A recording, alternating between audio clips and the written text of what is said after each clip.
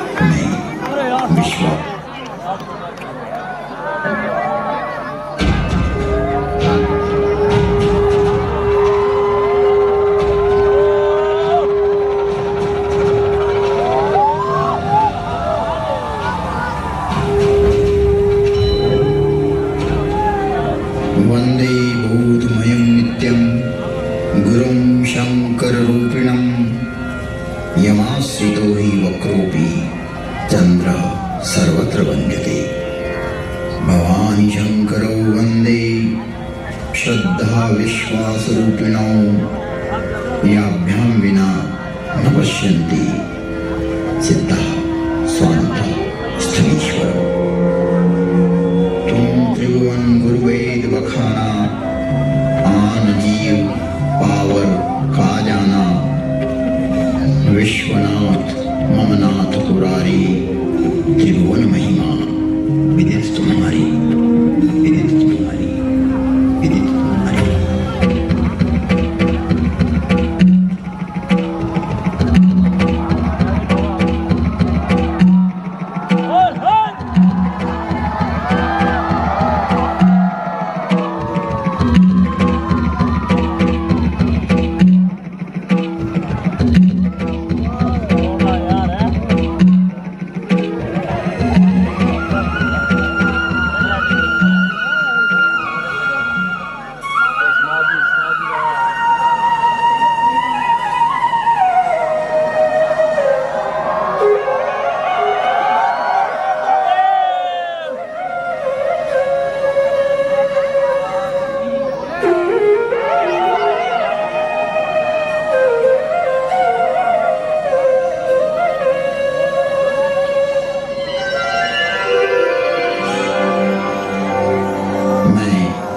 विश्वास बोल रहा हूँ।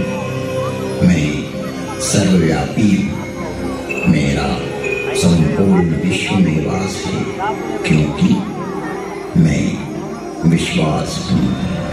विश्वास, विश्वास।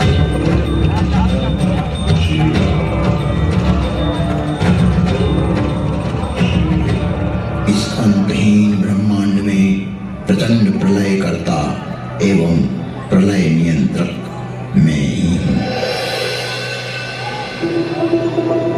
मेरा विज्ञान रूपी विधाता एवं विष्णु इतना विकसित, विस्तृत और व्यापक है जो कि जीव मात्र की क्रिया, प्रतिक्रिया, विचार, सुविचार, कर्म, सुकर्म तथा जन्म जन्मांतरों की सारी चेष्टाएं इस प्रकाश पुंज में संरक्षित रखता है और फल सुफल का प्रतिफल यहीं से प्रादुर्भूत होकर परिणाम में परिवर्तित होता रहता है। मेरी इस संरचना में से किसी का कोई भी किया हुआ कर्म मिटाया नहीं जा सकता। जन्म हेतु सब कह पितु माता, कर्म शुभा सुखदेव विधाता। जन्म का कारण तो माता पिता ही होते हैं, लेकिन शुभ और अशुभ कर्मों का फल तो विधाता रूपी विज्ञान ही देता है। यही है उद्भव, पालन एवं विलय की प्रक्रिया।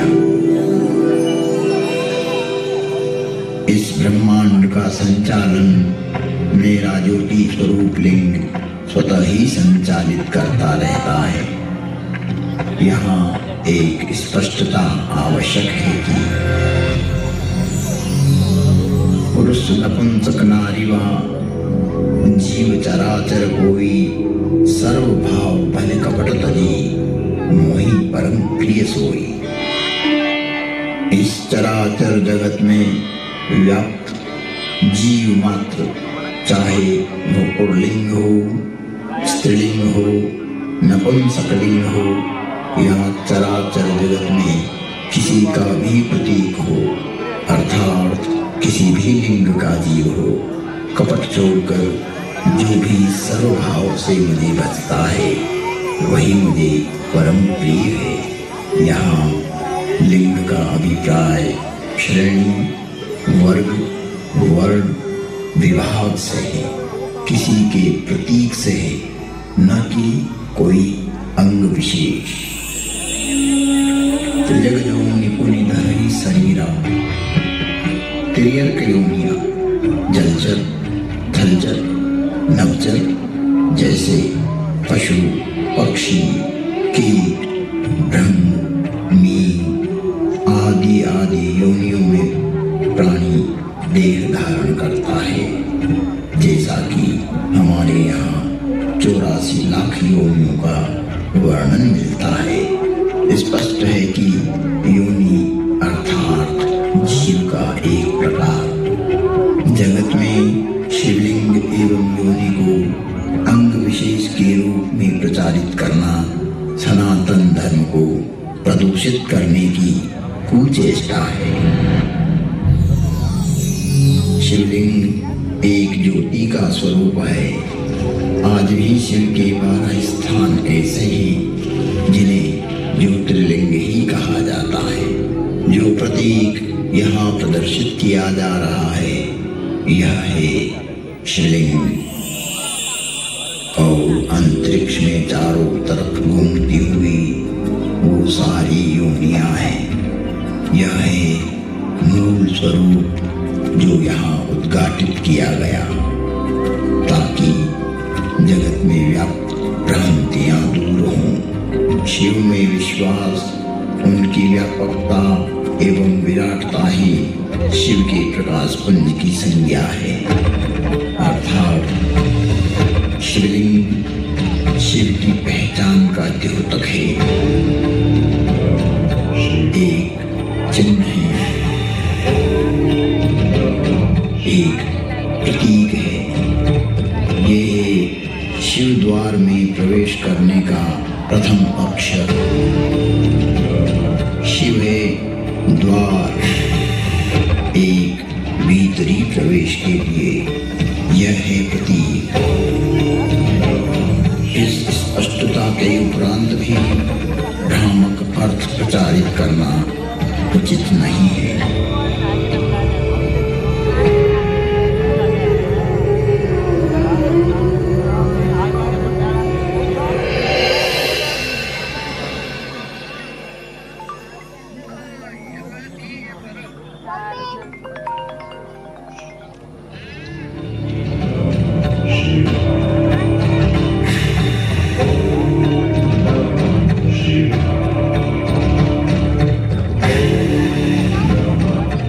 तो आइए प्रवेश करते हैं एक कालातीत कथा में जिसकी काल गणना असंभव है। घटनाओं युगों पहले की है कि जब अनेक अंतरिक्षों में अनेक ग्रहों पर उद्भव, पालन और संहार हो रहा था। अर्थात कई सारी सृष्टियों का प्रादुर्भाव और विलय हो रहा था। कई वहाँ की सभ्यताएं विकसित हो रही थी तो कोई नष्ट हो रही थी। और वर्तमान में भी यही क्रम अनंत कालों से चल रहा है और अनंत कल्प कल्पांतरों तक चलता ही रहेगा। यह अंतहीन क्रम है, परंतु यह घटना इस पृथ्वी नामक ग्रह की है कि जब यहाँ सब कुछ निशब्द था। समस्त पृथ्वी जल आप्लावित थी। तभी भगवान विष्णु ने वराह रूप धारण कर पृथ्वी के कुछ भाग को जल से बाहर निकाला, जिससे कालांतर में इस पृथ्वी पर जीव पनपने लगा। और एक बड़ी काल गणना के बाद यहाँ मानव पैदा हुआ, किंतु उसे किसी प्रकार का बोध नहीं था, किसी भी प्रकार की अभिव्यक्ति की समझ नहीं थी। ना तो उस समय शब्द था, ना कोई वर्णाक्षर।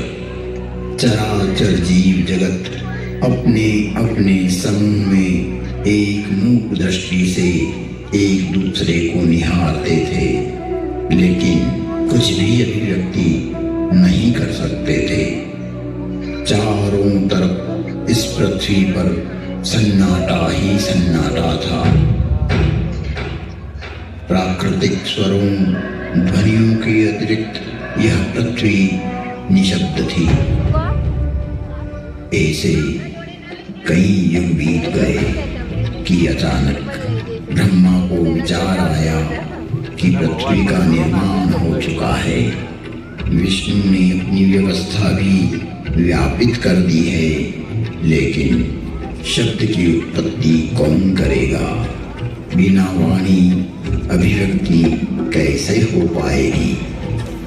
जब ब्रह्मा और विष्णु को प्रेरणा हुई कि देवों के देव महादेव ही इस सृष्टि में शब्द की स्थापना कर सकते हैं, शब्द ब्रह्म का दान दे सकते हैं,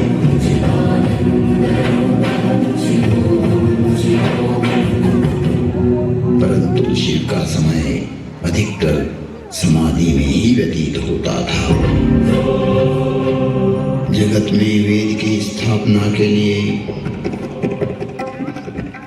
मनुष्यों में प्राणियों में सत्य प्रेम और करुणा की भावना प्रकट करने के लिए, शब्द को देह देने के लिए महादेव को समाधि से जगाना अति आवश्यक है।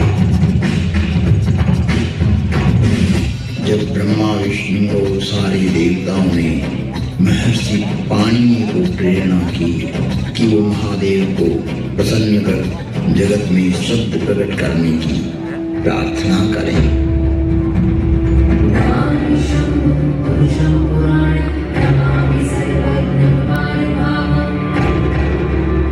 महर्षि पाणिनि की निष्क्रिय एवं जगत कल्याण की भावना से की गई तपस्या ने भगवान शिव की समाधि में विघ्न डाला। महादेव की समाधि असमय भंग हो गई। महादेव की जागते ही उनका रौद्र रूप प्रकट हुआ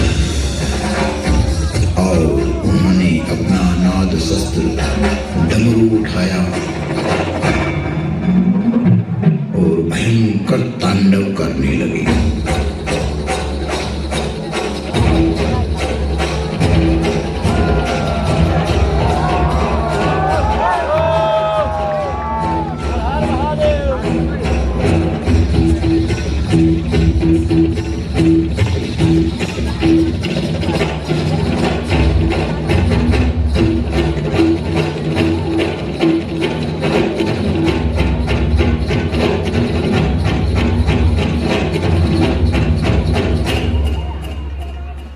इतना भयंकर तांडव किया, इतना भयंकर तांडव किया कि पृथ्वी हिलने लगी, आकाश में बिजलियां कौंधने लगी। पृथ्वी को हिलते देख ब्रह्मा ने सोचा कहीं प्रलय की वेला तो नहीं आ गई। चारों तरफ समुद्र में उफान आ रहा था, हवाएं चक्रवात का रूप लेकर आकाश की ओर बढ़ रही थी। पूरी पृथ्वी अपनी दूरी पर ऐसे डोलने लगी मानो पृथ्वी समुद्र पर तैर रही हो। तब महादेव ने अपना डमरू बजाया और असमय समाधि में हुए विघ्न के कारण भयंकर तांडव करते हुए मानो अपने इस नाद से संसार को बधिर कर देंगे, इस सृष्टि को समाप्त कर देंगे और उसकी तीव्रता को प्रकट करते हुए प्रचंड एवं भीषण गंभीर ध्वनियां पैदा करते हुए नाद शस्त्र डमरू बजाया। उग्र एवं महिमामय भयंकर डमरू नाद किया, जिससे प्राणी मात्र की श्रवण इंद्रियां लुप्त हो गई। नाद इतना भयावह था कि प्राणी मात्र के कर्ण भेद हो गए। कुछ काल के लिए यह स्थिति बन गई। महादेव तांडव करते हुए अपने उग्र नाद वाद्य से कुछ ऐसी शाब्दिक रचना की जो आज इस भूमंडल पर शब्द और श्रवण का कारण है, जिसे महर्षि पाणिनि ने अवरुद्ध हुई अपनी श्रवण इंद्रियां पुनः जागृत होने पर शब्दों में पिरोया। जगत कल्याण के लिए महादेव की प्रेरणा से नाद वाद्य से निकली हुई ध्वनियां जो आज इस संसार में व्याप्त है। इस भूमंडल पर कोई भी व्यक्ति किसी भी भाषा में अपनी अभिव्यक्ति करता हो, उसका उद्गम स्रोत महादेव का डमरू ही है। और वो डमरू इस प्रकार बोला, ऐं ऋ ऐं ऐऔच भयवरट लं यमगणनं जभय गणदश जब गणदश खपचटत चटतव कपय शशशर हल।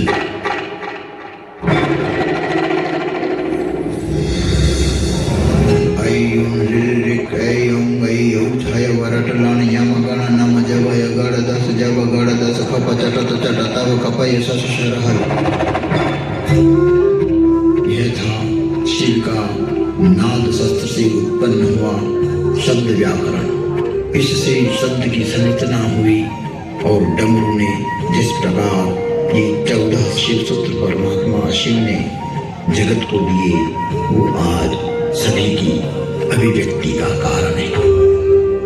इति माहेश्वराणि सूत्राणि अनादि संज्ञार्थानि ऐसा मंत्या इतः हकारादि स्वकार उच्चारणार्थ लन्मध्ये तत्संज्ञकः हलन्त्यम् अदर्शनं रूपः तस्य रूप आदिरन्तेन सहिता उकालो जस्वदीर्घप्लुत आदि संज्ञाओं उच्चैर्दात्तः निच्चैर्दात्तः समाहारः स्वरितः मुखनासिका वचनोन्नासिकः तुल्यस्य प्रयत्नं सवर्णं ऋलिवर्णयोर्मिथ सावर्णिवाच्यम् अणुदित सवर्णस्य चाप्रत्यय परः सन्निकर्षः संहिता हरुनन्तरा संयोग सुक्तिगन्तं पदम् तदुपरान्त अत्सन्धि हलसन्धि विसर्गसन्धि अदन्तपुर्लिङ्गाः अदन्तस्त्रीलिङ्गाः अदनन्तपुर्लिङ्गाः हलन्तपुर्लिङ्गाः हलन्तस्त्रीलिङ्गाः हलन्तनपुंसकलिङ्गाः अव्यानि द्वादयः